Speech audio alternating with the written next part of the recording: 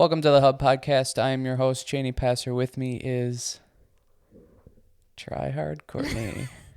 I mean, I'm glad you finally decided you challenged me, so I showed up.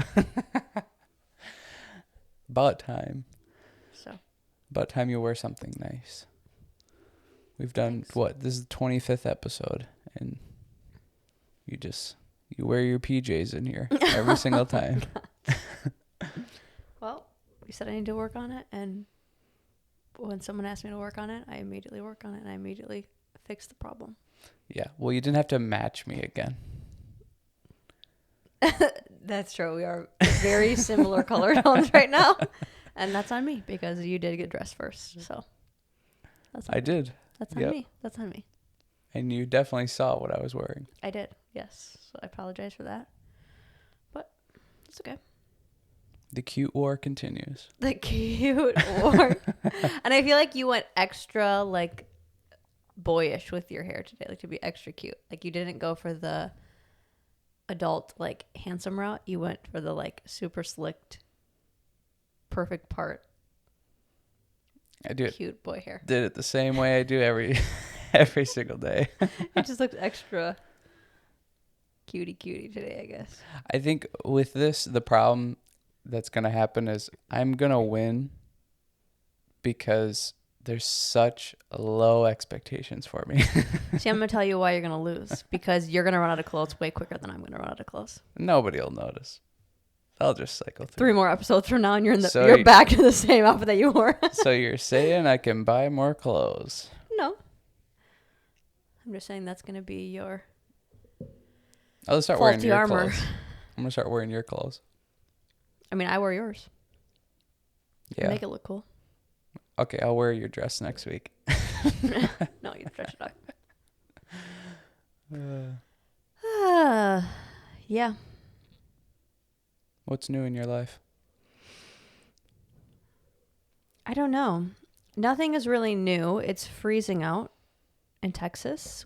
We're in a little bit of a cold storm, which is pretty much just like any other winter day in Wisconsin. So we've been in the house a little bit more. I am definitely one of those people that I like being at home, but I do like going out maybe like once or every other day. Just to like run to the store. Yeah. Just like to get out of the house. I don't need to do anything super special, but just even just to run to the grocery store. Yeah. I like just, or like going on the morning walks. I like to be able to leave and then Yeah. come back. But I do really, and as I'm getting older, I really like the at home time. Well, it's so funny with this whole like cold snap or whatever. We get emails all the time about, make sure your faucets are dripping or do this, do that. And it's like I think they're so freaked out from last year of having the freeze or whatever. But it's just so ridiculous of like, it's below 30 degrees in Wisconsin every single day over the winter. And like, you don't have to do any of these things. No. So it's like, lucky for us, we've experienced it. I mean, we went to the grocery store yesterday and like, people were stocking up like like there were no vegetables in the whole store. Yeah, shelves were empty. It was like COVID again. Yeah. Like at the beginning of COVID where it's like people are going and stocking up and whatever, and it's like they're just so freaked out from last year. Whereas like that's a once in 100-year thing that's going to happen type of thing, to where it's like freezing temperature doesn't mean you have to go overboard. Right. I think it's just their system isn't set up for it. So they are like, yeah, which I think but it's this also year panic. they probably, for sure it's panic. But, like the fact that even the other night, I was seeing on Instagram stories of like some of the parents that like their lights were going out, or their power was kind of flickering on and off. And it's just because the winds were a little bit crazier or whatever, that it could be. I do agree that it's the freaking out. I also could see that maybe like, kind of like what we noticed in California, like anytime it got hot, the pipes couldn't handle it, so then the water would never get cold.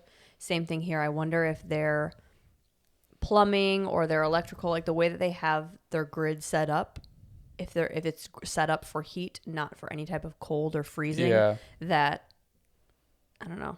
Maybe that's where the extra problems come in, rather than like when we're in the Midwest, it's kind of set up for any weather because we do get every type of weather. Yeah, it could be. I don't know. It just seems weird. Most of it's it just seems weird. It's like all this crazy panic for, I don't know. Yeah. It's like again, like you're so scared from last year. That happened once in, you know, how many years? Last 50 or 60 years. Like this stuff doesn't happen all the time. The likelihood it's going to happen 2 years in a row is pretty low. Yeah. I tell you what though, I feel like every time we move to a state, it starts to like get winters. No, that's just you. I mean, you just hate the cold that much that so I really recognize it. Yeah, maybe. Yeah. Yeah, maybe. Yeah. Well, today's episode is driven by a listener's request. So just to continue with that, if you want us to talk about something specific, let us know. Also subscribe to the channel, like this video and all videos that you do watch. I feel like even for me that sometimes it's hard to remember to like the video, even if I watch the whole thing. For some reason, just clicking that button is like you just forget about it. Yeah. Which I have the theory on that. I feel like it's because you have to actually click a separate button rather than like say on Instagram when you can just like tap on the screen. Because you have to go and click and it's a little bit harder. It's like off of your mind rather than like scroll. Okay, I can just like right there do it. Well, if I had to like go into Instagram and like click on the little heart, I bet less people would do it. Yeah. I think there's something to like, well, especially for people watching on their phone or their tablet or something, like they may have to like click out of the screen and then click like or whatever. But I feel like part of it too is just like trying to stay anonymous. Oh, it's like maybe. You don't like it because you don't want people to know you liked it kind of thing. To where I feel like with YouTube, I don't think you can tell or anybody knows. You can't even see. We can't even see it most of the time. You can't even see who likes it. So. Yeah, but please do. Please like, please subscribe, please comment anything. Prefer it to not be mean, but if it needs to be, I suppose I'll take it. Who's critiques. Who's winning the cute war? Yeah.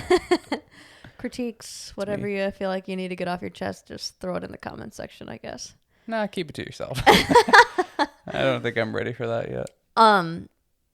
But today's topic is kind of a mix of two topics, but we're going to start with talking about our fitness journey, our past, present, and what we're kind of working on for the future, wanting long term, and then also kind of just like a day in the life, day in the week, what our schedules are like, what maybe like even our programming, what's our, just kind of like what our, like talking through a vlog basically.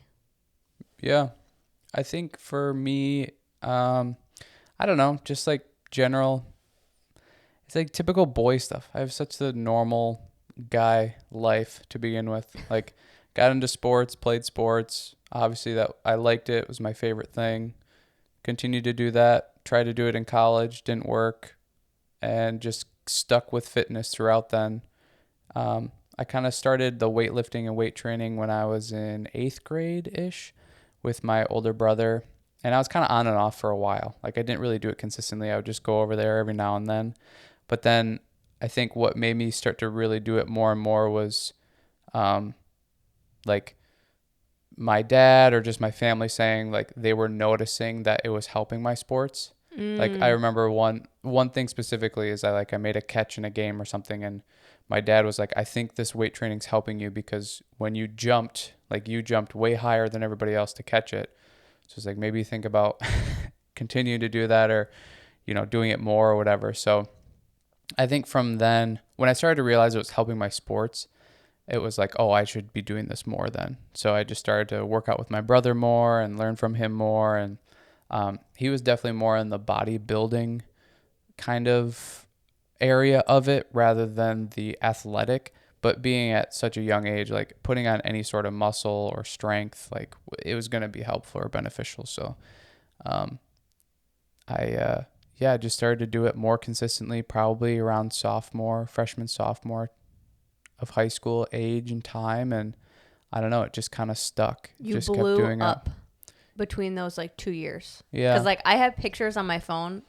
Well, probably not anymore, but like old Instagram photos of you of like freshman year from class we were in freshman year. And you were tiny. I was skinny. Yeah. I was skinny boy. You were still like so small. And then the next year you were huge. Yeah. So it's like almost like you hit that spark, or whether it was like your growth spurt with your lifting, or like your lifting kind of hit like a point where you were actually understanding how it was working, and then it just matched simultaneously with that? Because I remember you blew up, and it wasn't like, oh, you're starting to get like boy muscle where it's like you can just tell your arms are a little bit bigger or whatever, that just naturally happens just with testosterone, but that you were like filling out. Can we do this kind of in like a time period going back and forth? No, like, well, sure, but like more of like a interview style, just because we haven't really talked about this a lot in between, that like I have questions. Yeah. Kind of just. Yeah. Okay. Yeah. So with Corey, like getting you into it, was it something he was like, hey, you should just come with me and just for fun, or was there an intention behind it? I don't remember exactly. I feel like it was kind of just him and I started to hang out a little bit more frequently. And it was something that he had been into for a little while. So it was just kind of a natural, like, oh, I'm going to the gym or I'm working out downstairs or whatever. So then it was just kind of like me tagging along a little bit, to where I think that's also why I wasn't doing it as consistently in the beginning, is it's like, I'm in 8th grade, I can't drive or get myself there type of thing. So I would either have to have my parents or he would have to come pick me up, and just the logistics of that. But once I turned sophomore, I could drive then. So then I could go whenever I wanted. Gotcha. And I could go to his house, and work out, or we would go to the gym. But I think it was just like, yeah, we started to hang out more, and he was interested in it and thought it was cool and was just sharing that with me. And I started to think it was cool and interesting. So, and then I think he started to see results, and it was like, oh, wow, this looks cool. Like, you look muscly and big. And, it's like the whole, superhero thing. Like, that's what every kid wants to be, is a superhero, and all the superheroes are big and muscular. So it's like, well, I want to do that then. Like, to see that it's possible kind of thing, is it's like, oh, well, now I want to do it. Especially from the frame that you were coming from. Yeah. Like, you were a twig. Like, you were just so, like, yeah, your just natural frame is more tiny. Yep. So it's like putting any muscle on that is going to look crazy. But then, like, how big you actually did get. But, like, seeing that, oh, no, this can come from, like, you don't have to have it, like, kind of a base. Well, no. It's like you can be skinny and then get to that point just by the work and what you're putting in. Yeah, and I was athletic and was in sports from like 2nd or 3rd grade on. So it was like I already somewhat had a base of just like functionality and just like general strength that you have to have in sports. So I kind of did have a base in a sense, and then it was just literally just trying to put muscle on top of that. Do you remember, did your mindset with sports, did that help you when you started lifting? Kind of like seeing it as like, because when I'll get into mine, like dance helped me in the aspect of understanding an outcome means putting in effort. An outcome means putting in a specific kind of practice and work and consistency that kind of like most people, I think when they start working out, if they haven't had somewhat of that background, they start freaking out like when things start to hurt or when things start to get a little bit more difficult. That with sports, when you're like enduring that intensity all the time, when it just got transferred to something else, do you think you were able to go into it with a more of like no, this is just a part of working hard, rather than like, this is hard and I don't want to do it anymore? Yeah, I think it was like familiar territory. Yeah. It was the sports, and that's something that my dad and my brothers and my sister, it was always like, if you want to get better at something, you have to do it, and you have to do it frequently or do it more. So it was like, I wanted to get better at sports growing up, so I would just go outside and try to do it more. Or I was the kid at recess, like, let's play a football game and go hard. I was the gym class hero kid. Like, I want to get better at these things because they were fun to me. So then when the weightlifting came, it was just more of the same thing of like, I'm seeing my brother put on muscle and get stronger. And it's like, well, I want to do that too. So I just have to do this thing and I have to do it frequently. So I kind of already had learned it, and it was, just another, more of the same. Okay, cool. But for weight training, it was always kind of for sports. It was always for athletics. So that didn't really change until I stopped doing sports. Although what's kind of odd is like, I was doing it wrong. I was doing like bodybuilding exercises and lifts and the kind of idea of that, and not using it as performance, like performance based, to where that's something that I learned later on, that like there is a difference and there's one that does help more than the other kind of thing. So I was kind of doing that, but like I said, like putting on muscle at that point was just, I needed it anyways. But I think I did get to a point, maybe more so my junior, senior year of high school, where it was like, it's not helping me anymore. It's not necessarily hurting me, but like I'm kind of not training in the right modality. I'm training for bodybuilding when I should be training for athleticism kind of thing. To where that didn't change until maybe senior year and kind of going into college type of thing, to where I really started to change and learn more about it and focus more on it. But then I had a small little college stint and then decided not to do that anymore. And that's really when it changed to bodybuilding again and going back into that focus of like aesthetics, basically just all aesthetics and whatnot. And I don't know, just interest and just wanted to learn more and more. I liked it. It was enjoyable. So I just continued to try to learn as much as I could about it and apply it and, see what would work for me, what wouldn't work for me. And I don't know, sometimes working out with our friends or people at the gym, and we'd be bouncing ideas off of each other and trying different things. Oh, I'm doing this diet, or I'm doing this workout program. It was just always interesting, just always fun to be able to manipulate your body the way that you want to and get results from that. So it's been an interest for a while now.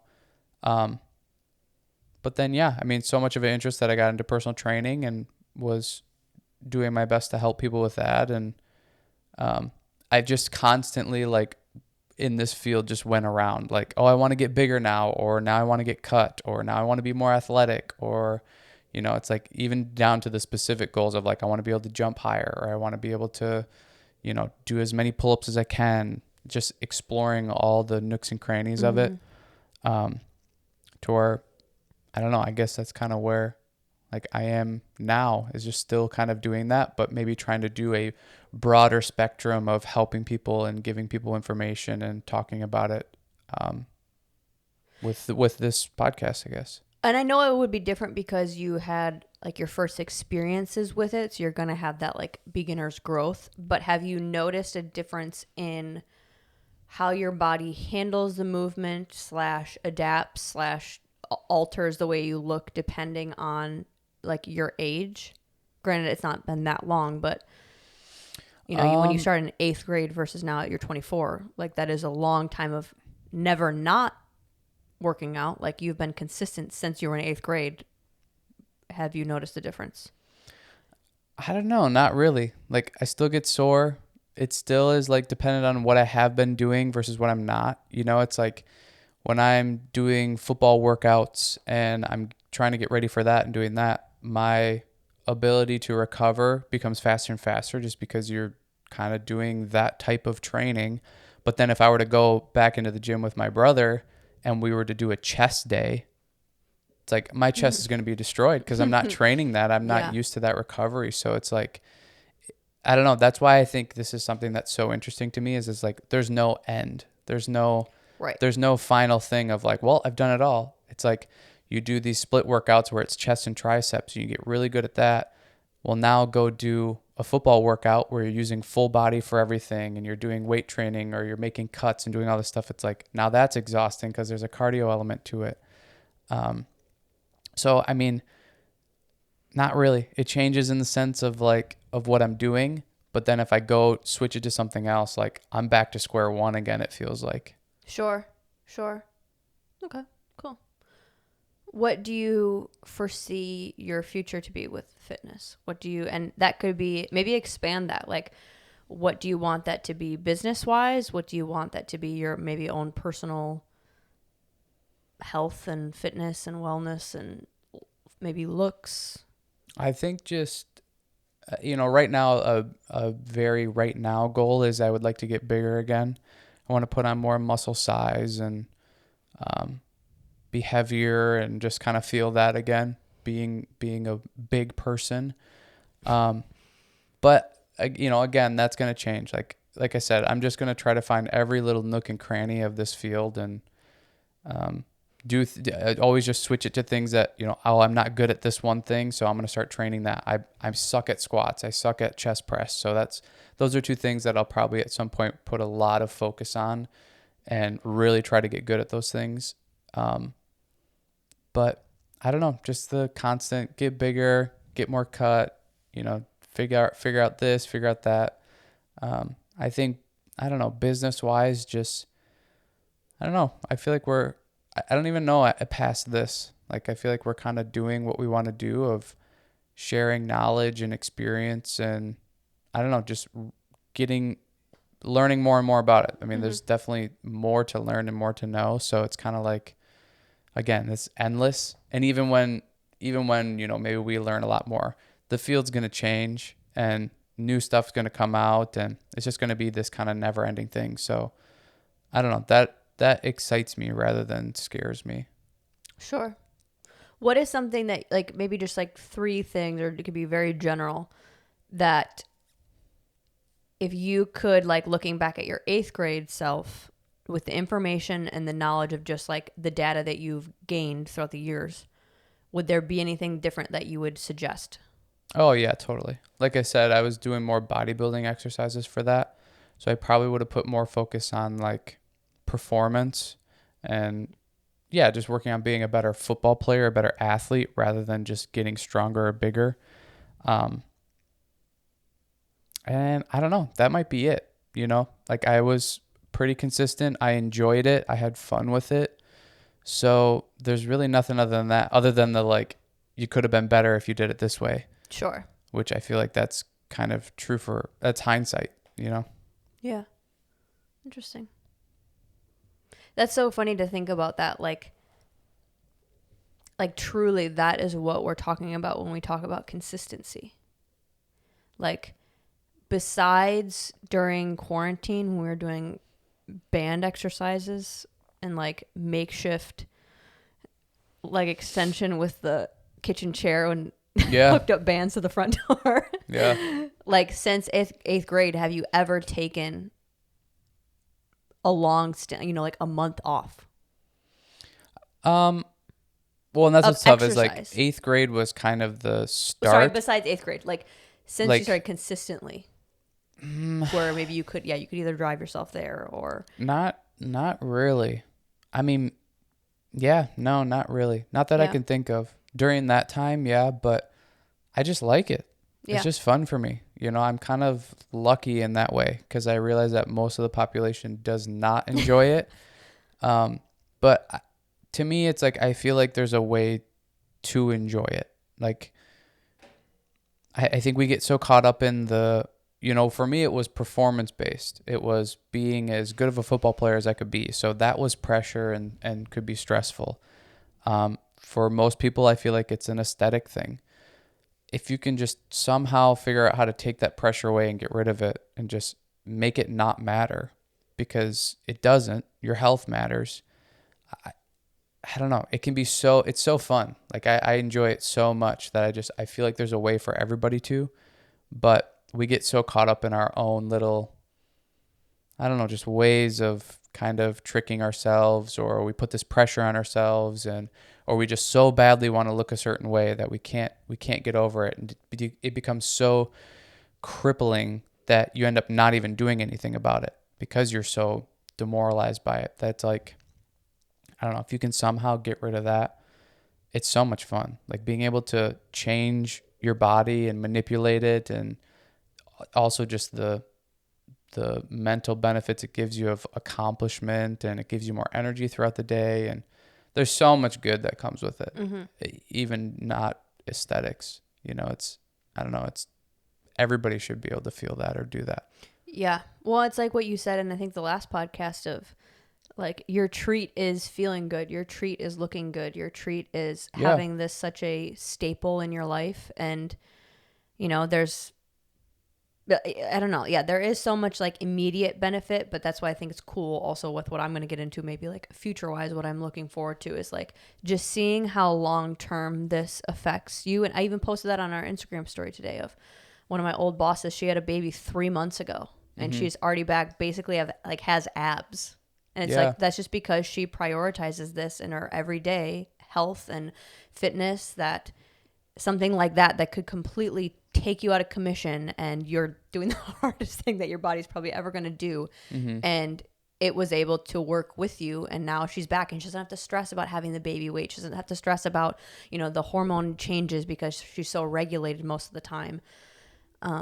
That it's like, it's come down to just the simple things of how you look, but then it's day to day on how you feel and how your lifespan is going to be, and blah, blah, blah. Yeah. I mean, it affects everything. Yeah. It affects everything. And I think if you can get rid of the stress and the pressure of it, and you can just do that, going to the gym, I feel like is the most common example of it. If you can give yourself that thing every day, or maybe it's 3 times a week, 4 times a week, whatever you can manage, and not have the pressure and the stress with it, it's gonna impact your life so much in a positive way. Yeah. I don't know. Like I said, I'm lucky to be somebody that enjoys it and kind of has always enjoyed it. I hope, or I wish that everybody could get that from it. Yeah. Yeah. So what about for you? Where does your fitness journey start? Well, I think it's 2 separate things. I think I have always been super active. Like, I started dancing when I was 3 and never looked back. So I think like my activity level was fairly high. I think even for kids of our generation, I think, like I was dancing 3 to 4 nights a week, maybe starting when I was like 8 or 9, and then it just got progressively more and more. And then like did POMs in high school, and that was an extra 2 hours of activity added to my day. And activity wise, yeah. You did do some sports in the beginning, right? Well, let's start. Okay. If beginning, you mean pre-first grade? Yes. Did I? So what sports? I did t-ball. I did little soccer, to where you were called, your team name was the color of your shirt. Yeah. I was the yellow team. And did we crush because we had Matt Sheehan on our team? Yes. Was my favorite part about doing soccer was because on game day, my dad would put my hair in a super high pony. Yes. Also, my dad took me out of t-ball after a while because he said that anytime I would have to run the bases, I would either do a grapevine to get there, or I would skip backwards, because I thought that was cooler. He told me I couldn't do that anymore, and that sports was not my thing. I also did basketball. That was the longest stint that I did, from like when you could start doing basketball till first grade. That was really where I shined. That's where I could have, I think in a different life, basketball is one that I could have been good at, like truly. It's so funny to think of you playing basketball. You're so unathletic in every single way besides dance. But I think that is something I trained out of my system. I'm not even kidding. Like I feel like naturally I would have been good at it, and just like my work ethic, I would have gotten good at it. I mean, like even my dad, he would be like, he was the coach for most of my years. Yeah. But like we, just like how it was for dance, like every single weekend we would be playing and practicing, and he would sit me in, we got a basketball hoop at our house, we would sit in front of the hoop and he would just make me do 3 throws over and over and over again, like correcting my form. I would never be able to go into the house unless I made like 5 in a row or something. Yeah. So and also like my mom played basketball all through high school. My dad played basketball so like I feel like I would have been good at it. Oh, I'm sure you would have. If I would have stuck with it. Yeah. But it's a you don't use it, you lose it type of thing. Oh, I'm yeah. sure, like you said, you trained it out of you kind of thing. Yeah. Like, yeah, when you never do it, like Right. it's just not going to be there. You can't just pick it up again type of thing. And I'm not that just like naturally athletic to where, yeah, like some people are good at that, of just like picking it up and being good at it. When we were, no, I really would have been just good at that and not really anything else. Yeah. It's not like I'm like athletic and it's universal. It's like, no, I'd be just good at whatever I tried at. There's definitely fields because like I dabbled in soccer a little bit, and even when I got into high school, like I played some indoor soccer and stuff like that. Okay, sorry. I'm going to do a total sidetrack for a story. I remember one time when we were living in Wisconsin, we were in the mall and we walked past the guy and you like were like, "Oh my gosh, hey, whatever." Never seen this kid. We live in like a small town. It's not like even from another school would I not maybe know who this is. Yeah. And you were like, "Oh yeah, he's on my soccer team or like league or team." And I was like, "You play soccer?" Granted, at this point we were basically dating and we had been friends for many, many years. And you're like, "Oh yeah, I'm like in an indoor soccer league." I'm like, Yeah. "Okay." Yeah. Secrets out. Yeah. Okay, sorry, continue. But like I was horrible with like kicking a soccer ball. Oh, sure. You know, like horrible with my feet and no coordination with it or whatever. And it was like I think I was a fairly good athlete. I was decent at basketball. I was good at football, but I mean, decent at track, but like soccer, no way. I mean, same with baseball. Like I could play the field, but I could not hit a damn ball. Like there's definitely specific skills within being athletic, I guess. Yeah. It was so funny though when we were leaving, moving your dad out. I looked up and I was like, "Sure you don't want to take the basketball hoop?" Because the basketball hoop was still up there on the garage. Oh, that's not even one that we used. We like bought one because that one would like break the freaking garage. I thought that was the one that you guys were training I trained with. on. Yeah. No. But I stopped playing basketball because whether it was like we had games on Saturday or practice or whatever, but that was like would have interrupted dance. Like if I wanted to start to be on the company for dance or like the competition team at that point, So what? I had to stop doing basketball. It was like a choose one or the other. And why did you choose dance then? Because I was better at that. Yeah. Well, dance is one of those things that I was good from this jump. Like that was something that felt so familiar in my body, and it was something that just made sense to me, not only physically, but I guess I am not a very intelligent person. Like if you put me in any school class, see you later. I'm not going to be good at it, but I think the way that my brain functions, it matched so perfectly with dance. Like I could pick things up so fast. I could take corrections and apply them immediately, and it made sense to my body, and I could remember it. Or, well, that's a type of that's the whole thing. Like intelligence is so true. I'm so very specific. Much right brain, like the creative. I'm not like the analytical. But so like I worked well in that environment, and my mom owned a studio when I was younger, but she had it for like 9 to 10, they got it for like a full decade, but was only kept it open until I was 7, I think. Do you think that's what pushed you more towards dance then? I mean, it was one of those things, like it was my whole life growing up. Like I was put into it right away. I was in the studio all the time, just with like being with my mom and seeing the older students and But why did you choose dance? Well, like when they sat you down and said, we can only pick one, like what do you remember feeling of why did you pick dance? I think at that particular point it was more fun. Yeah. It quickly got into it not being fun, probably like 2 years after that. But yeah, that was my first year ever able to, like, I got asked to be a part of the competition team, and my first competition was actually with Dupre, the company that I'm now the assistant director for. Yeah. So long full circle with that. But yeah, it was more fun, and it was something that like basketball was still hard for me. Like it was something like I really needed to work at to be good. Sure. To where dance, it was like it came so naturally to me. I understood it. It was something that there was no age boundary with. Where like school sports, you have to be within like a grade or a grade above you or a grade below you. You have to like stay within. Yeah. It's not just about talent. To where I was 8 years old and I got asked to do something with like, someone that was in 8th grade. Yeah. So it's like, it's kind of just based off of talent, which is something I really like, because then it seems like, there's no limits. Yeah. There's no boundaries. It's just however good you want to be. Yeah. Your choice. And then people recognize that, hopefully, and allow you to do different things.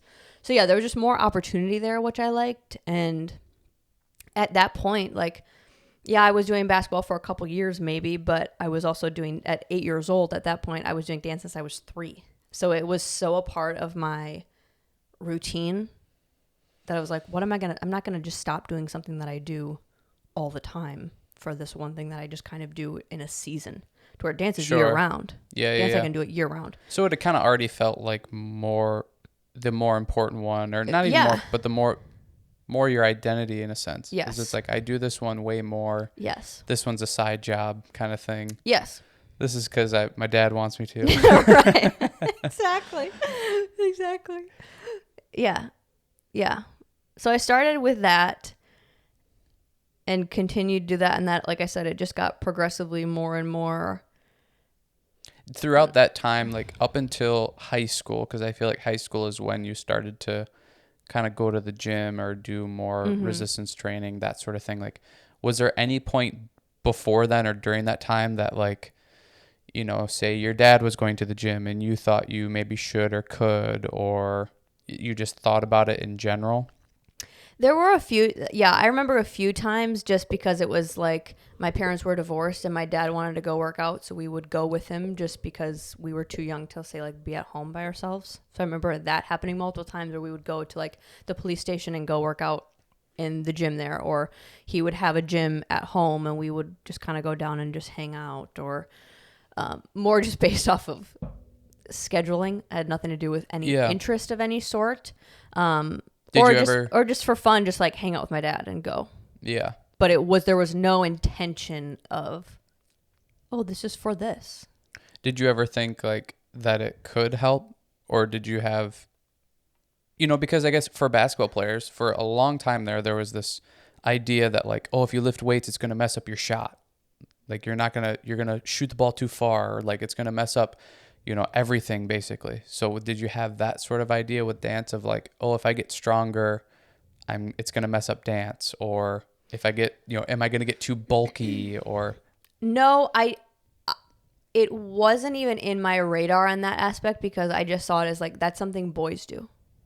Sure. Girls don't work out. Girls don't lift. Girls are doing what I'm doing in dance, of like doing a shit ton of crunches, and we had like a Pilates instructor come in and do Pilates with us, or like the conditioning that I was doing was I was getting with my training that I didn't think about like doing it externally. So it really didn't even cross your mind that like this would be for me at all. No. It was kind of like, oh no, that, it's like, I don't know, it's like swimming almost. It's like, no, I'm not going to go swim. Like, that's for swimmers to practice swimming. You don't see it as like an activity or like an exercise. Yeah, that like the common people could be or should be doing. No. Even though that's a great one to be doing. Yeah. But it was like, I don't do that.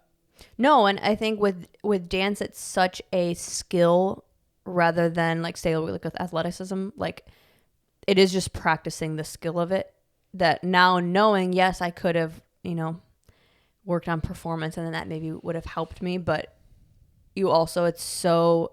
dance is so diverse that it is very skill driven. It's like you have to continually practicing the skill of it rather than like your performance to work on the skill. Yeah.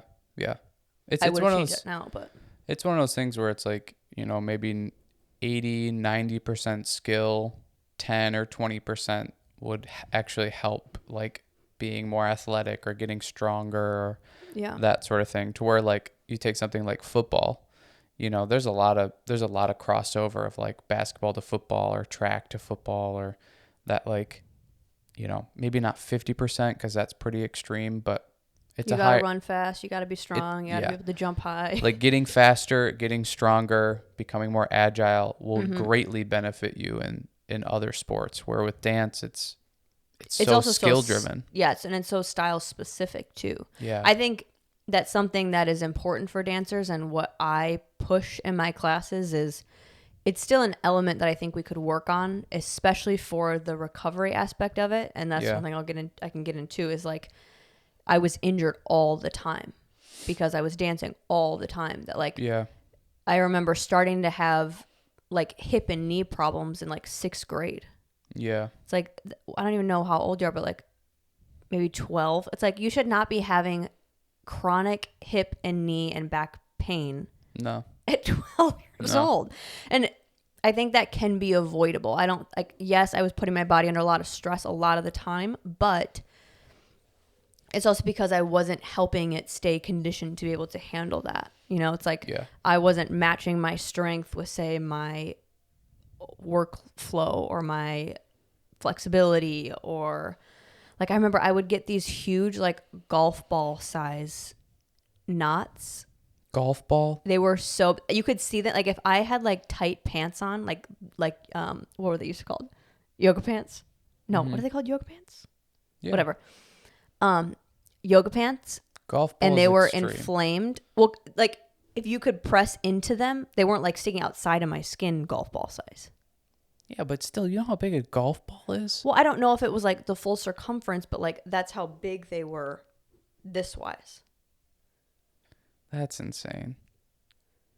You never thought that was not a Oh no, I definitely knew it was an issue, but like when I would have like a lot, like would just be working for like a long time, they would start to like pulse, just be from like, and I went and saw a doctor. They were just like from overwork, like they were just like from being overworked. Yeah. But yeah, I mean, like I had that. I got shin splints all the time, but I could never take enough time off to heal these things. So it would just be like, well, I just now have shin splints, or like I just have these things in my hip. This is just what my life is now, or whatever. Just because like dance is year round, and you really don't want to take any time off or any slow down time. Now being an adult, I understand, but when you're just like, well, this is just an injury that I have now. This is just what I live with, not, oh, I need to take time off to like fix it.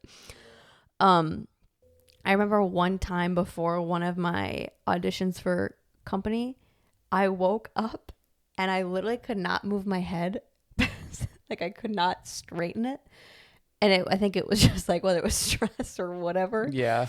And I was forced to like not audition and do all that. But thankfully, like I had been with that studio for, a couple years, so it didn't really matter. But I was like, okay, this is like, it would always come to a point where it would force me to take a break. Like the injury would, or like I'd break my foot or whatever.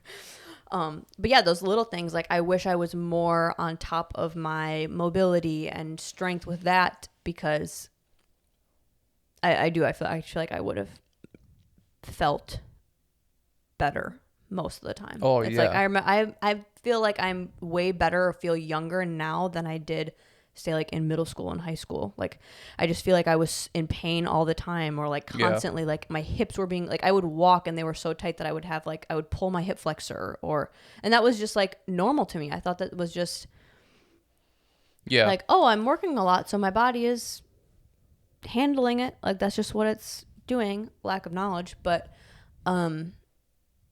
yeah, that was just like my constant, but I didn't make the connection, nor did anybody really teach me, just because it wasn't, I think, as prevalent in the dance world that something like resistance training or that style of fitness could help.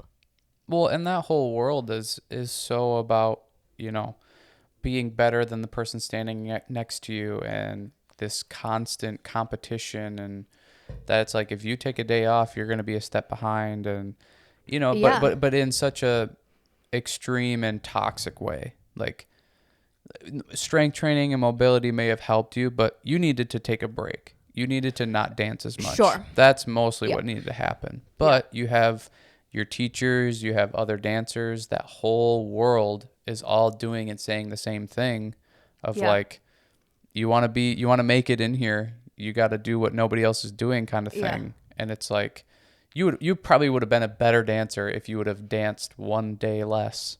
Sure. Oh, and taking care of yourself, because now you're running yourself into the ground trying to make it 5-6 days a week, and it's like the quality that you're putting out isn't as good anymore because you're beat up. Mm-hmm. You're pulling your hip flexor from walking. Like that's what's so crazy. Which that's where, like, as on the educator side of that now, trying to push that, I guess, or just like have dancers be more aware of that, or athletes in general. Like, I feel like that's such an athletic mindset, not even just a dancer mindset of like, we need to be better, or like constantly, like, that's what our teachers would tell us of like, you're replaceable. So make sure that I don't need to replace you or don't want to replace you, or like the younger ones are always coming for your job. Yeah. So it's like, if you miss a day, or like if I, because I have a little hip flexor pain, like someone's going to replace me next week. Yeah. But kind of like not promoting that and promoting the like. Well, it's work smarter, not harder. Yeah. That's that whole idea. Like there's things that you could be a better dancer by dancing less. That sounds crazy. You could be a better athlete by working out in this specific way less. Like, I don't know. There's just new ways, new technology, new ideas. But yeah, that world is. And that's what sucks is like the teachers will even kind of reinforce that. Of it's like, that's what I was hearing it from. If you miss a day and all of a sudden, Samantha comes in, it's like, well, Samantha's now in the front because Courtney missed a day. Courtney, you can go to the back. And now you're not gonna feature in this. It's like you're not really promoting the right things. Yeah. I mean, that's literally what would happen. But and that's why I was always in the front, because I never missed. So when you got into high school, that's kind of when the weight training started. Yeah. So I was dancing all growing up, and that's one thing I wish I would know or would have known, but also like I was dealing with what I was dealing with, and also like my parents were doing the most, but just like I wish I was eating a little bit healthier during that time. Like I was all just about school, dance, or dance, that I was just eating fast food, and I wasn't definitely not prioritizing my sleep. So my body, I was not helping it also perform. Let's stop with that then, because I feel like that's a lot of people in general, like as more so adults, but it's like, yours was school for 8 hours a day basically, and then dance for another 5 or 6, you think? Yeah. I mean, 4? Yeah. So, I mean, but I also like drove 45 minutes to get there. Right. So then you have commute time and whatever that, you have yourself in this position where you have to go to school, obviously. You have built in your mind that you have to go to dance this long or for this amount of time, but now your eating and your sleep is being affected by it, which in turn is obviously affecting how you perform as a dancer, how you perform in school, how your grades are, even just time-wise. Do you have enough time for homework? Have enough time to study? All these types of things. So like now you take that to an adult who is working an 8-hour shift every day, maybe 10, and maybe they have kids and they have to take them to dance, or they have to go do something else. They have a different obligation or whatever. And now their sleep is being affected. Their eating habits are being affected. Their workout, like they're not able to exercise. You at least had dance to somewhat exercise and stay in shape type of thing, where a lot of people don't have that. So immediately what I think is like, you need to change your situation. Obviously you can't change school. That's a non-negotiable. But say with dance, like we need to adjust this then so that you have the ability to eat better and you have the ability to sleep more. Or if it's somebody with work, like something needs to be adjusted so that you can work out, you can eat better, you can sleep better. But it's like trying to tell you that in, high school or sophomore or 8th grade or whatever, like you would have said, no way, I have to go to dance this much. I have to do this.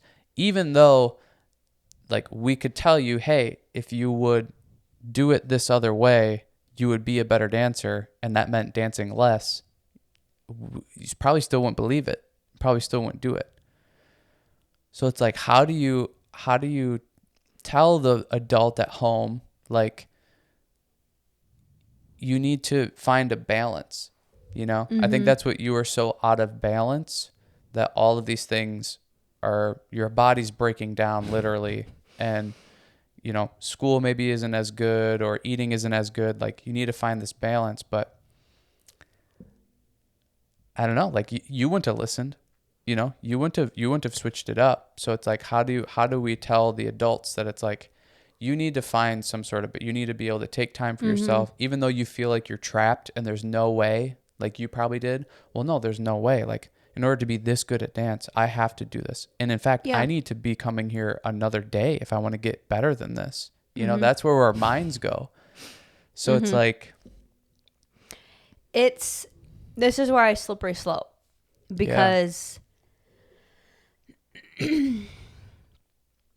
I would say, for just my own, since we're talking about ourselves, my own personal journey, it was just, I needed to come to like multiple breaking points before I was like, oh, this is an issue. but Like, that didn't stop you. no, I mean, I would have like meltdowns, like, you know, once a month, because I was so freaking exhausted and emotionally drained. But like, it took breaking my foot to where like I could not go to dance. I could not do my schedule. I could not, like, I couldn't walk. I couldn't drive myself. I couldn't do anything to like isolate myself at home for like it was like the first 2 weeks where I couldn't do anything but lay down, have my foot elevated, which is not, I don't want to say like that's the only way you can change your life, but it's like what people say with like alcohol. Like, it's almost like hitting your rock bottom when you are that.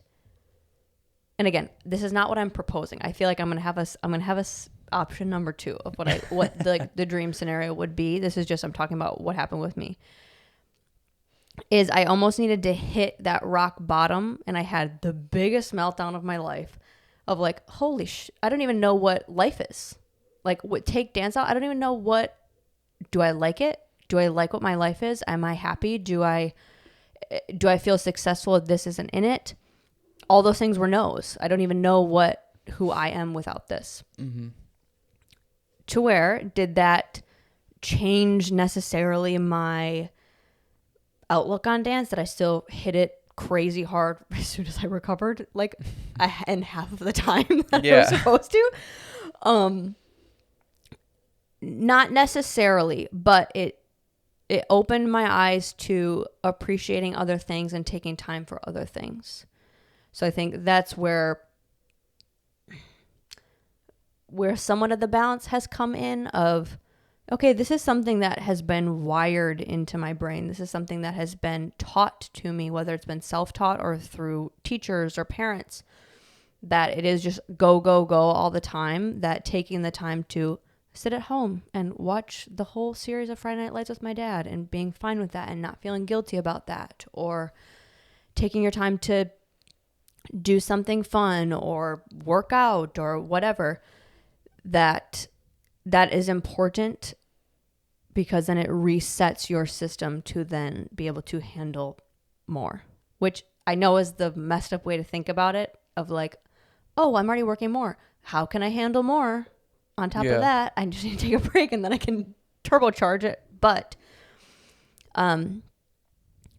it also, in a positive light, just that people don't think like, wow, her childhood sucked, is I do feel like that schedule, that demand, that work ethic, I guess, that I created with all of this, is I do feel like that is such a large part to the life that I have now, and B, learning that, oh, it's really important to have balance, because I know what that is like, and I never want to go back to being that exhausted. I never want to go back to feeling like that all the time. So what is going to help me not do that? Holding myself accountable to work on being balanced as much as I can. And whether that's with work, or whether that's with relationships, or whether that's with my health, prioritizing balance over everything. Yeah. Because I know what it looks like and what it feels like when it's not balanced. So kind of like getting that data of, oh, that was rough for years and decades. Let's not do that again. Let's not continue that path or that pattern. Let's adjust. And after within the breaking my foot, that's when I started lifting. Was during then. So that's kind of what turned me on to that, because I couldn't dance. I tried getting my parents to drive me there, and I literally just sat in a chair and did it with my arms, and that lasted for a week, and they're like, you gotta stop. But so I couldn't do anything, but I still wanted to like keep my body strong, keep activity going. I didn't want to just be laying on the couch. That's when my dad started taking me to the gym, because even with a boot, like I crutched around the gym, but you can sit down and lift. Yeah. So that's what I did. And I did freaking leg extensions with the one leg, and I sat down and did curls and shoulder press and chest press, and just kind of did the basics, because that's also what my body was able to do with not having a foot, not able to stand. But that's like where the resistance training part came in, was when it was like a life shattering as a senior in high school. But that kind of broke that pattern of doing that, and then that also starting the new journey of the weightlifting. Yeah. Do you think, like, did you ever kind of get back to going to dance that much again? Or was it less afterwards? I did, but so I broke my foot. So you didn't learn your lesson? No, I did. I didn't necessarily not learn my lesson, but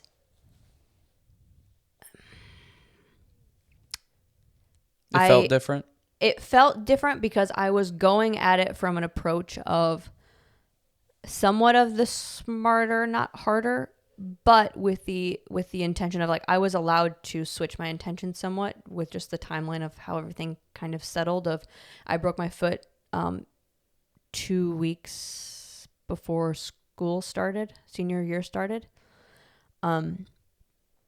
And senior year was going to be my like really, really focus on my career and not school year. So I didn't have to stress as much about school. When I was in school, I was choreographing for dance, choreographing for POMs, getting resumes ready, getting my reels edited, and doing that. So I could have more of my bandwidth focused on dance rather than like, I have to do school and then I have to do this. That then also there was a transition where so the studio that I was with when I was in high school, it was just a company of 5 girls. So it was pretty much like, I don't know, most dance studios, there's like maybe 300 kids or whatever, and you're just like a chunk of it, to where we were the only girls. It was just 5 of us. So all the attention, all the training, all the hours in the studio were just kind of designated for us. It was like a pre-professional training program. But our main director, who was also like our full teacher, decided that he wanted to start teaching at a college. So that meant like half of the days that we were training there, we weren't going to have class anymore. So it went from, you're dancing 6 days a week to 2. Well, that was not going to work for Miss Courtney. So I was like, now this means I just need to travel farther to get the training that I need. But with that, like where we lived, we were maybe like an hour and a half from Chicago. So I would drive to Chicago and take class. Well, because of the times lining up with school, or because like they don't just allow you to take like a full stack of classes, I was only maybe going to drive for like 2, to when before I was taking 5 classes a night, or, like 5 classes, but like 5 hours a night. Mm-hmm. Well, that got broken down to maybe 1 class or 2 class. I was still going 4 to 5 nights a week of training, but I was training with less. Different people. I was training at different times. I was, just like my diversity with my training really, really expanded senior year, because I was kind of forced to, now looking back in a good way. But and I was taking on more jobs, which was taking away from like my training, but I was just dancing for more things, that like just my schedule started to get mixed up, which was hard for me mentally because I'm very much of a plan and like stick with my schedule person, but it allowed my body to kind of like switch things up all the time. So I was kind of forced to weaken my schedule and just focus more on the business aspect of it. And with training with different people, they all have different styles, so I'm moving my body in different ways and focusing on different things. So that was, and just like it worked my brain differently because I had to adapt constantly, which was really, I think, a good shift for me. But then also that allowed me to prioritize lifting way more. Well, I think that happens in the fitness industry all the time. Is we just kind of think more is better. Just always, you know, whatever, if we can add another day of training, or I can add another set to everything, or, you know, if I could do something more with my diet kind of thing, maybe more veggies or more this, more that, where I think a lot of the times, just because we don't do it, the diversity is going to help a lot more than adding another set of this thing, you know, instead of, I have this program and I do this many sets of chest press and I have 4, but I want to add 5. It's like, well, maybe find a different chest exercise, and that would actually be better. We kind of get in the same pattern. I mean, think about your day to day. Like, each person's day is typically the same or right around the same. That I think when growth or benefits happen is when you diversify and you mix things up and you change it. So why wouldn't the working out and fitness aspect be the same? And it's the same with diet. Like, we kind of eat the same things over and over again, or we stick to what we know type of thing. That when you really start to see benefit and change is when you expand, you diversify what you're eating, you change up what you're doing for your workouts, or you do exercises that you know you're bad at, or you know you stay away from. It's so much more beneficial, even though you think, or we think like, oh, I want to get stronger. I need to put more weight on, or I need to do another set. Well, you know, in reality, I think for a lot of people, you're probably going to get stronger if you do a different exercise and try something new rather than, let me just put another 10 on and try it. Let me just do another set and try it, or another rep and try it. It's like, no, go do a different exercise, or go try out a different vegetable or a different fruit, or you do something that way. And that's not to say change up your diet every other day or every other month, or change up your workout every other month. It's add to what you already have. You know, don't just add variety to what you already have. Don't add another thing to it, I guess is what I'm trying to say. Yeah. Like, continue to diversify and have variety. Yep. Well, and that's what was so great with my training is like every week I was taking from someone else, taking class from somewhere else. Like my school day during certain classes would just be consisted of me trying to figure out where I was going to train that night. And then I would just go, okay, Dad, I guess I'm going to Chicago tonight, or I'm going to Milwaukee, or I'm going to wherever. But like each week it was with training with somebody different. And that's when my talent, I guess, I hate saying that word, but like, that's when I got so good. Because it was just like I was continually adapting, trying different people's styles, learning from different teaching methods, which has then helped me like when I got into assisting and all of that. But yeah, like like we talk about all the time, like your body adapts. So like it likes when you give it a different challenge and a different stimulus. Yeah. Brain wise and physically. But then to continue to where like weightlifting became more of a priority was that it was a different stimulus. It was a different challenge that I just saw like going into the gym. It was something that I started doing with my dad. So that was fun. It continued the like other part of my thing that I was trying to maintain of like, oh yeah, you should probably like hang out with your parents, or you should like hang out with family or friends. And that is important to do. So it was something cool that, going back to like the basketball, like, he couldn't do that with dance so much. He did very well, but that was something that like we could learn together, and he could teach me something and all of that. But it was another challenge and another thing that I knew nothing about, that I was able to just go, okay, I'm just going to be a sponge and gain all the data and all the information that I can to learn this new thing that I can do with my body, which is fun.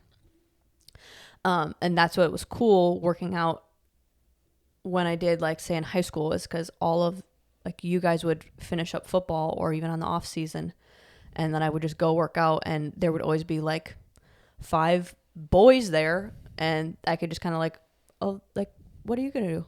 Yeah. Or most of the time I'd be like, Courtney, do you want to do my workout with me? I'm like, sure. I have nothing planned. Yeah. Because I don't have anything. I don't have a program. Whatever you're gonna do, that's what I'm gonna do. Yeah. And then you start to do these intense, heavy lifting workouts, going off of like never lifting before. Yeah. But when that is your base and that's your like introduction to working out, is like teenage boys lifting, you start to go like, oh, okay, this is something, like, this is hard, and this is like I don't know, it's not just like if I were to go work out with a girl and like, well, we do like go on the treadmill for a little bit, and then we go and do abs, and then we do the little like booty kickbacks with the bands. Like, no, you're doing squats, you're doing deadlifts, you're doing chest press. Yeah. And like heavy lifts that they're not going like, well, why don't you just like put the 5s on? Because they're going, I don't want to have to keep switching my weight, so you need to bump it up. So I'm like, okay, I guess I'm just like going to start lifting heavy and push myself.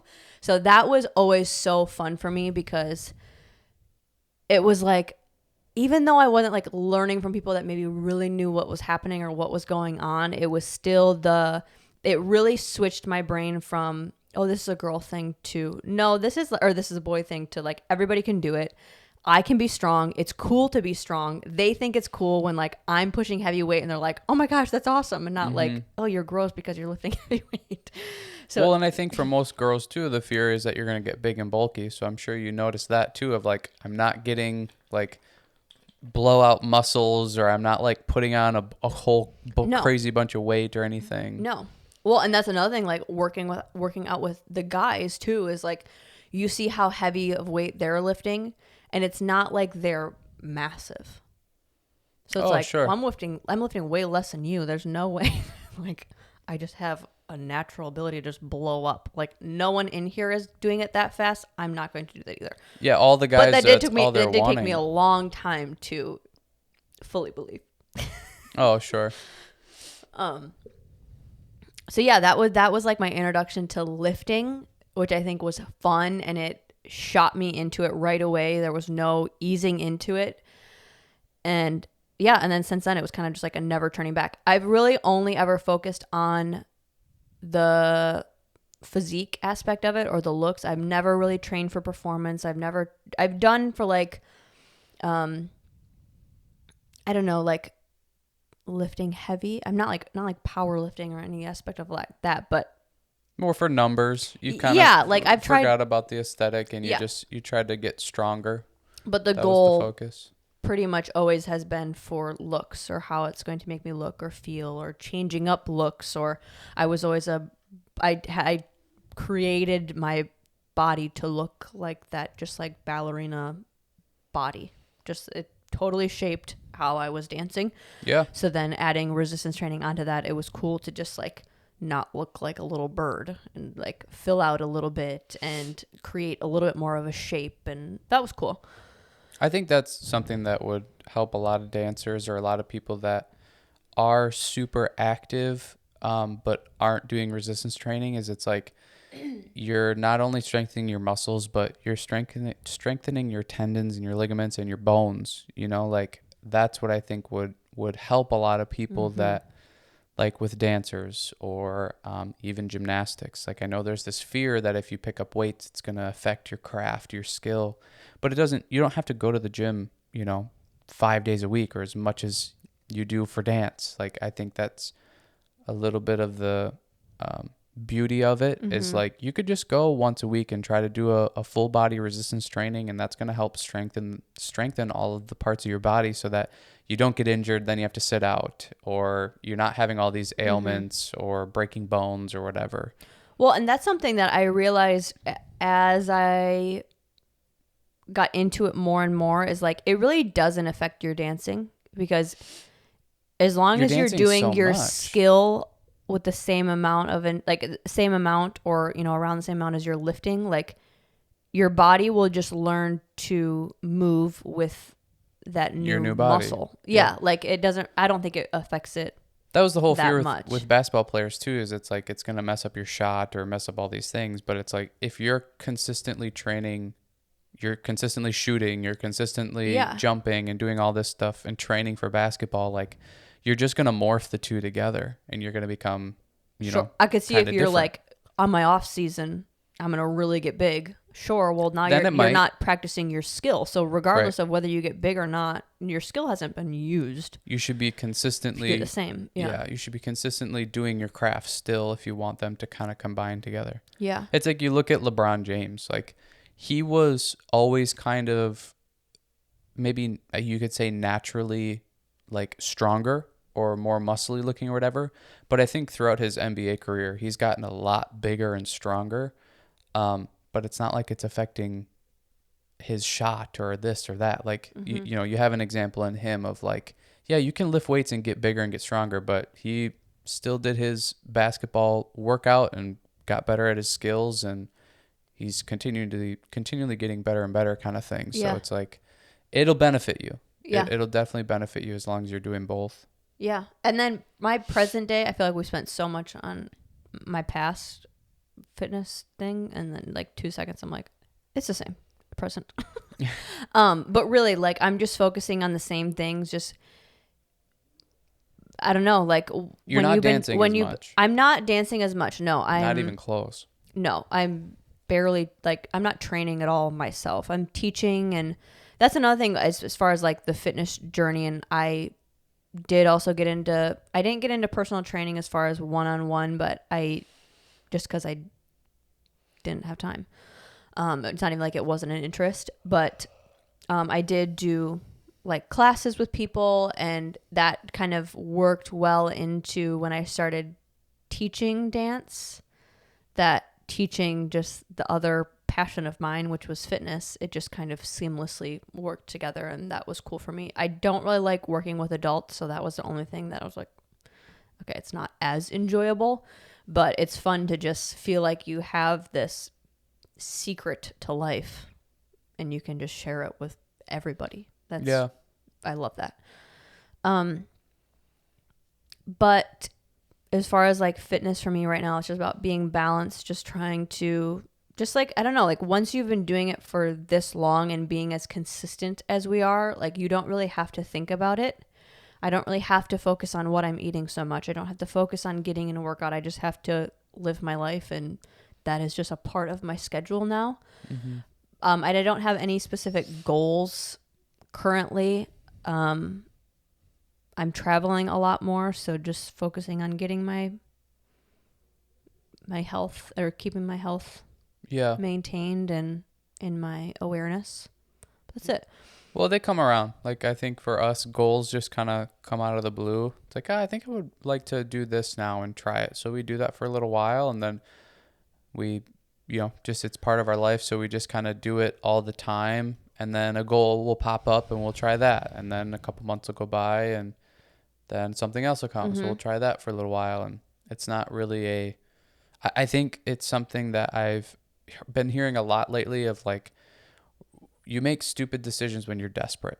So like try not to feel or act from desperation. And I think that's a lot of people in this world is, I'm either not athletic enough and I need to be better. I need to be a better dancer. I need to be a better football player. I need to put on muscle. Otherwise, like no girl is going to like me. Lose weight. I need to lose weight. I need to do this. I need to do that. We have all this pressure and all this desperation that's moving around.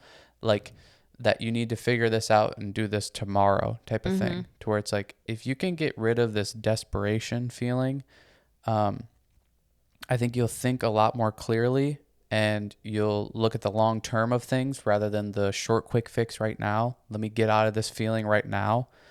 And you'll be a lot better off. You're going to learn a lot more. You're going to retain a lot more. You're actually going to get to where you want to go, which is the most important part. And you're going to have a better time doing it. So I think if you can get rid of that desperate thinking from desperation, you're going to be a lot better off. Mm-hmm. Yeah. Yeah. And I feel like future, the only goals that I have maybe planned, depending, or once certain things happen, I would like to build up my back a little bit more. I've just never really focused on my back, and I think that would be a fun change for me. I've always just focused on like getting a bigger butt, getting bigger legs, that I've never focused on my upper back. So I think that would be cool. And that's also, I think, like if I looked at my body in the mirror, where I don't know. I just feel like that's where you can tell I've not put focus into it. Sure. So I would focus on that. I think the more boring ones that I always need to work on, but they're just not as fun as like I need to work on my grip strength. I could work on doing pull-ups. I could work on, honestly, that my grip strength is the biggest thing for me. So I think those would be the two. But then as far as like a fun goal that I have planned for the future is my back. I think with the grip strength thing, and this goes for pretty much everybody, where it's something boring like that, when you see results, it immediately becomes not boring. For so sure. It's that simple thing of like, just freaking do it. Yeah. And then you're going to start seeing results from it, and you're going to go, oh my God, why didn't I do this 10 months ago? I know. So you just got to go into it and start doing it. Even though it sounds boring, it sounds silly, it sounds this, whatever. It's like, if you just start doing it and do it for long enough, because it's not going to be like you do it 2 days and then your grip strength's better. You do it for a few months, you're going to see the results, and all of a sudden everything that you want else to be better is now better. Your deadlift is better. Oh, yeah. All of your back exercises are better. Your everything is better. So it's like, if you're in that boat where it's like, I know I need to do this, but I just don't want to. It's the stupid thing. It's the boring thing. Just get into it and start doing it, because that is what's holding you back. Oh, I know. Like, that's what's holding you back for everything. I know. That, you just get in and do it. You get the results, and all of a sudden that lights the fire. Mm-hmm. Mm-hmm. So the last part of it is like what a day or a week for us looks like. And I'll let you go first. Well, and you probably could just say ditto at the end, because it's basically the same. We pretty much have the same week. I'm not going to go through like day by day, like Monday it's this, Tuesday it's this, because our day is pretty much the exact same every single day. Wake up.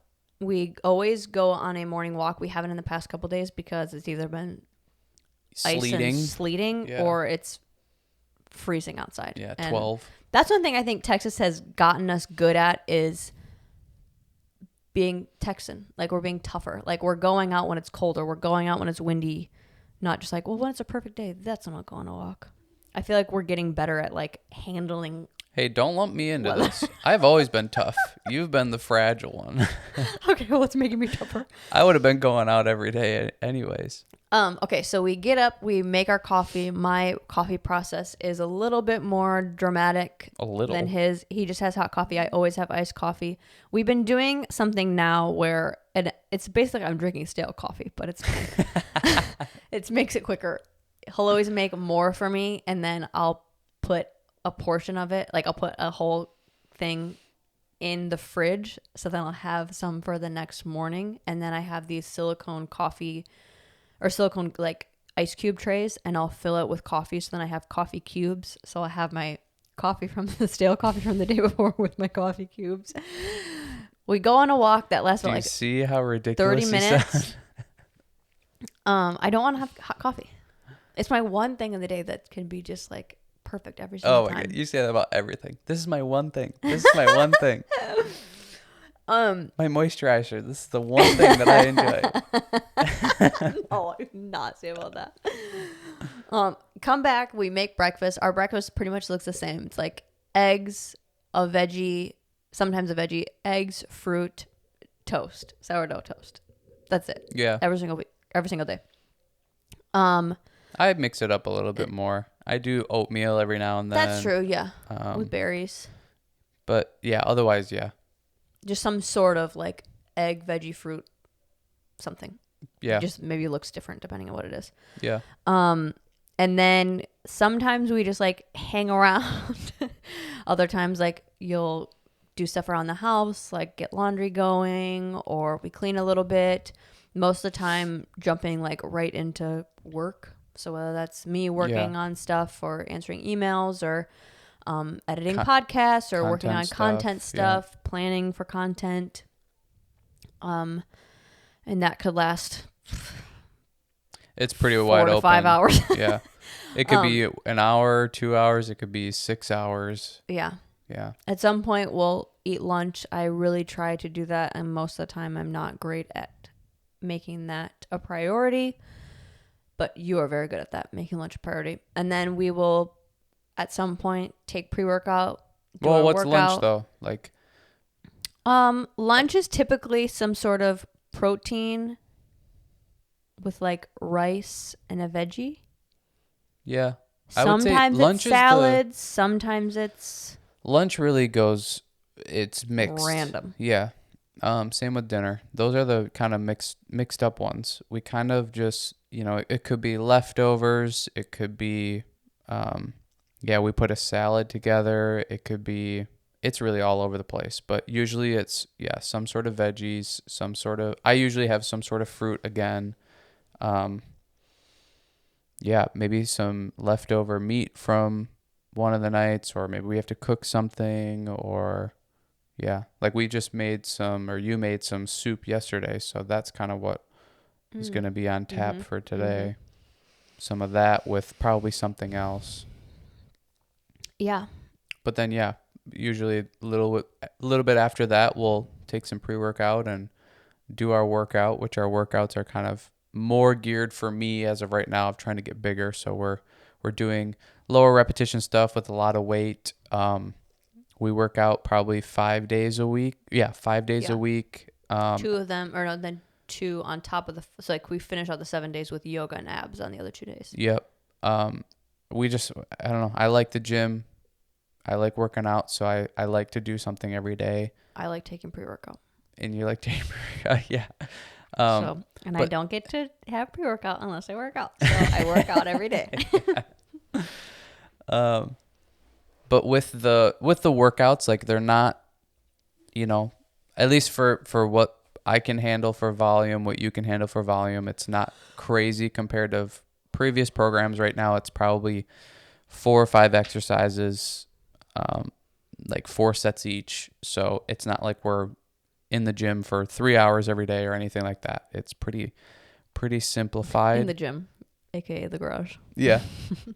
But we work out, and then I don't know. Then some days, depending on where our schedule is at, some days we'll do a podcast. Some days we will film a personal training with Cheney, which will be just like, we'll basically just film our workout. Yep. Film a recipe video for dinner. Otherwise, it's just back to work then, pretty much. And then dinner at some point. We really prioritize making our meals, so that does sometimes takes up some a little bit of time. But otherwise, at the end of the night, we always we pretty much cook together. Yeah. We always cook dinner together, unless it's like one of the nights that I go and teach. Then he cooks for us. But cooking dinner together, sit down, we'll eat dinner, we're watching Big Bang Theory right now. Yeah. Have a drink. I'll have a drink maybe sometimes. Sometimes you will. And just hang out. Hang out and then go to bed. And then repeat the next day. Yeah. Our days are pretty much the same. Right now they're a little crazy because you just got back from Wisconsin. We both have been traveling a lot, yeah. I've been traveling a little bit more than usual, but you have the Dupre convention, so you're gone. I leave on Thursdays, pretty much every come other back weekend, on Sundays. Yeah. So I'm gone a lot now, so we're trying to our weekdays are looking a little bit crazier than they normally do because we're trying to fit in a week's worth of like producing things into 4 days or 3 days sometimes. So sometimes we're doing 2 podcasts a day and planning the other content around it and editing and all that kind of jazz. But otherwise, we're really simple. We don't do a lot. It's not crazy. I think it's something that we both have tried to figure out is just the balance part of it.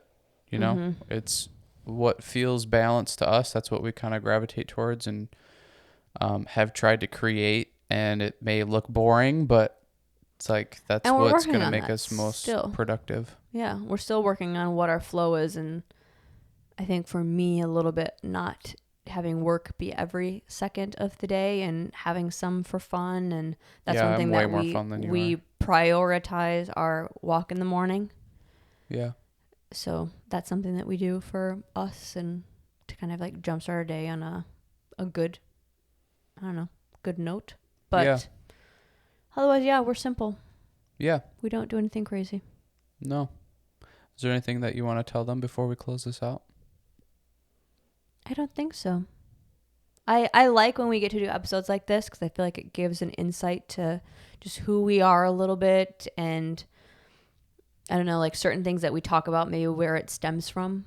And even just like, I forget like, oh yeah, I'm talking to someone that I like talking to. I feel like I got to remember that within this episode of like, oh, I love like hearing about you or like getting to ask you questions. Or I feel like we've been so busy the last how many months that I'm like, oh yeah, I remember like I like talking to this person. Yeah. So that was enjoyable for me. So I like being able to show this or this a little bit more because I think like social media and I don't know, maybe it's certain podcasts or social media in general. It's just like everybody's trying to show how crazy and exciting they are and how fun they are and all this kind of stuff. And it's like, no, we're all pretty boring. Like we're all pretty boring and there's not a lot going on most of the time, or there is a lot, but it's all boring stuff. So it's like, I don't know. I like to give this out there of like, hey, we're not that cool. Yeah. Like it's a pretty regular life. Like, so don't feel bad type of thing. You know, I think that's what people do is they scroll through social media and they're like, oh, this person went on another vacation or this person does this and that or whatever. And it's like, you're just seeing the highlights. Yeah. You know, if you only put your highlights out there, like it would look the same. So I like to show this of like, it's regular. Like we're regular. It's not something crazy or super exciting. So yeah. Cool. Good episode. All right. Like and subscribe to the channel. Follow our Facebook page, The Hub Fitness, our Instagram at @thehub_fitness, and take us out. I can't wait to see what we were in next episode. Cool. See you next time.